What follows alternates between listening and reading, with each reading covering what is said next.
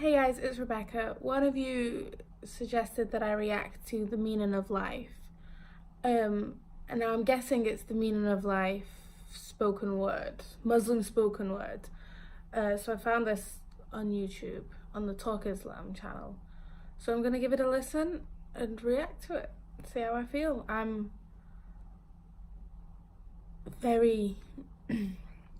looking forward to this one. I love science, and so I'm intrigued to see how it makes me feel. So let me listen.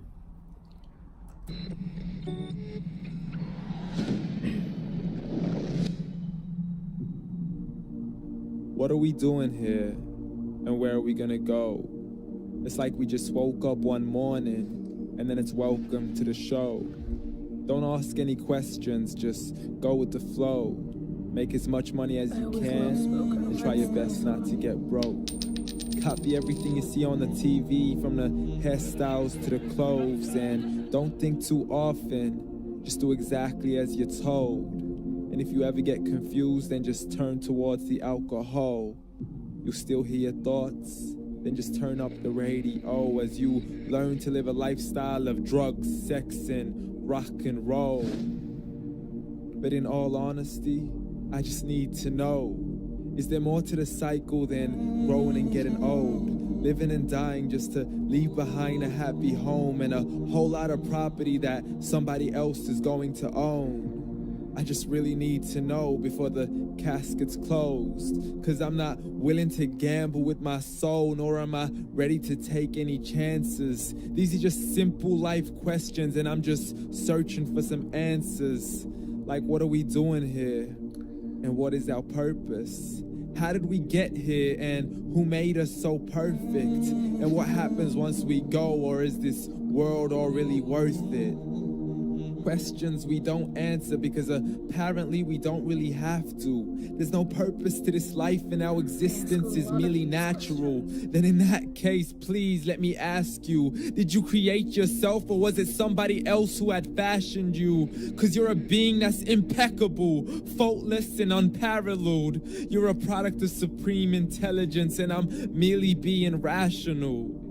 For there isn't a camera on this earth that can come close to the human eye, nor a computer that can compete alongside the human mind. And if the whole world was to come together, we wouldn't be able to create a single fly. So many signs, yet we still deny. As science tries to justify that all this could come from none, when it's a simple sum. 0 plus 0 plus 0 cannot possibly ever give you 1. So from where did all this order come? But everything has its origins, a maker, a creator of its own. I mean, the only reason you're watching this video is because somebody had to press upload. So we can believe in the Big Bang, but I'd rather believe in He who caused it to explode. Allah, the creator of everything, along with every single soul. The ever-living, the master, the only one who is in control. Unlike his creation, beyond our imagination. And no, he's not a man, nor does he have any partners in association. He's on his own. And no, he did not ever leave us alone. Just like every manufacturer, he left us with an instruction manual. The Quran and Islam, and I'm sorry to jump to conclusions, but it's the only one possible.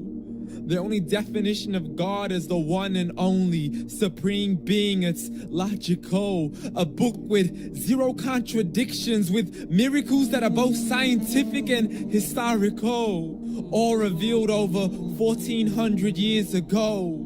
Like the detailed description of the human embryo. The descriptions of the human embryo in the Quran cannot be based on scientific knowledge in the 7th century. To the mountains as pegs holding firm the earth below, and the 2 seas that don't mix in a complete separate flow. To the planets in orbit, alternating night and day as they stay in flow. The expansion of the universe and the creation of everything from H2O.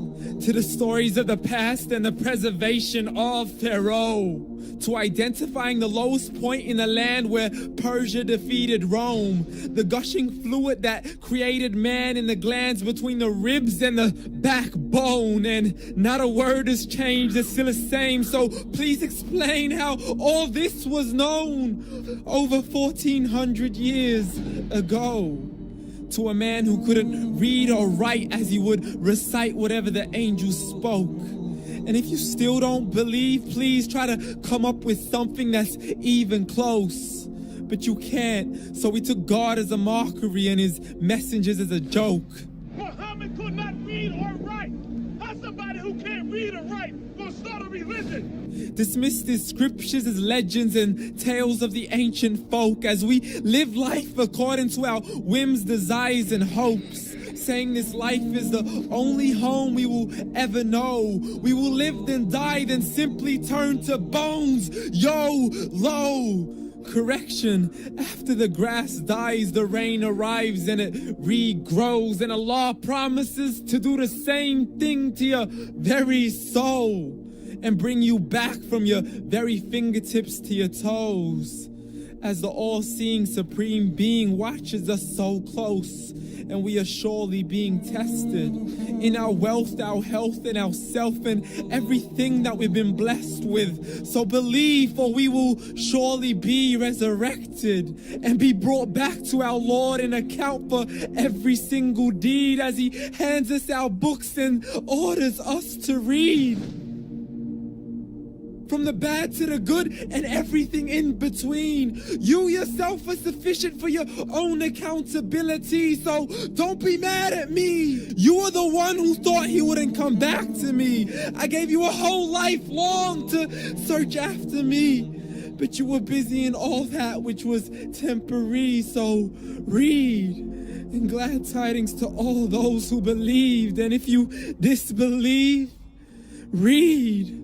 And don't let that day be the first day you find out what your life really means. Read.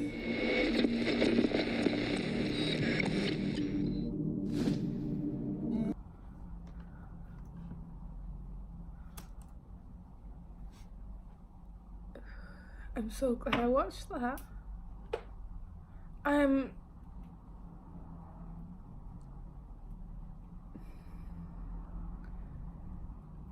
This is the whole argument between religion and science. You can't make that argument. You can't make the argument between how science goes against religious, because it doesn't in the Quran. Obviously, I need to keep looking into it, but I'm actually blown away by the details mentioned in the Quran. How it's still so accurate today. I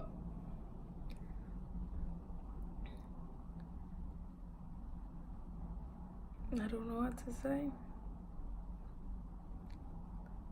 There is a meaning to life, and it isn't just this one little life we live from baby to elderly. If Islam just fits so perfectly with our scientific discoveries,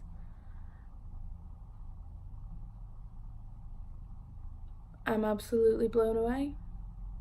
And that spoken word thing was beautiful, and I love spoken word. It's so powerful and it's so